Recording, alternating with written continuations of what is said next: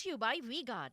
સમાચાર સાબરકાંઠાથી મળી રહ્યા છે। વડાલીમાં રાજપૂત સમાજ દ્વારા પરસોત્તમ રૂપાલાનો વિરોધ થઈ રહ્યો છે।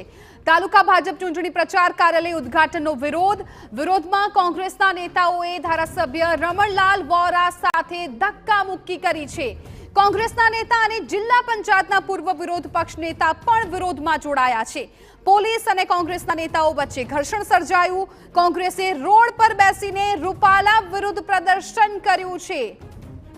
સંવાદદાતા અવનીશ ગોસ્વામી વધુ જાણકારી આપી રહ્યા છે। અવનીશ, હાલ ત્યાં શું સ્થિતિ છે? હાલ તો મામલો જે છે તેને થાળે પાડવામાં આવ્યો છે, પરંતુ સ્થાનિક ક્ષત્રિય આગેવાનો જે છે તેઓના દ્વારા આ વિરોધ પ્રદર્શન કરવામાં આવ્યું હતું। તેમની સાથે કોંગ્રેસના પણ કેટલાક આગેવાન પણ જોવા મળ્યા હતા અને જ્યારે આ ક્ષત્રિય આગેવાનો વિરોધ કરવા માટે ભાજપ કાર્યાલય તરફ આગળ વધી રહ્યા હતા, જે ચૂંટણી પ્રચાર કાર્યાલય ખોલવામાં આવી રહ્યું હતું, તે દરમિયાન રમણલાલ વોરા પણ આક્રમક મૂડમાં આવી ગયા હતા અને બંને વચ્ચે ઘર્ષણ સર્જાયું હતું। આ દ્રશ્યોમાં જોઈ શકાય છે કે જે પ્રકારે એક આક્રમકતા અને ઘર્ષણ સર્જાયું તે પ્રકારના દ્રશ્યો જોવા મળી રહ્યા છે। બાદમાં આ જે આગેવાનો હતા તેઓએ અંબાજી સ્ટેટ હાઈવે જે છે તેને રોકવા માટે પ્રયાસ કર્યો હતો। તેઓ રોડ ઉપર બેસીને ચક્કાજામ કરવાનો પ્રયત્ન કર્યો હતો, પરંતુ પોલીસે આ તમામ આગેવાનોને એક સાઈડ લઈ જઈને તેઓને ડિટેન કરવાનો પ્રયત્ન કર્યો હતો અને મામલો થાળે પાડવા માટેનો પ્રયાસ કરવામાં આવ્યો હતો।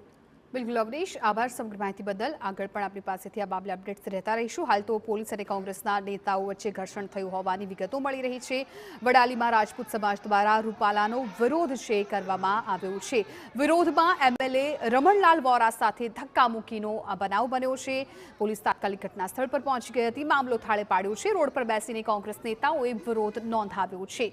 એક તરફ સમગ્ર રાજ્યમાં રૂપાલાના નિવેદનને લઈને આગ ભભૂકી ઉઠી છે। ક્ષત્રિય સમાજની એક જ માંગ છે કે રૂપાલાની ટિકિટ રદ કરાય। Brought to you by V-Guard.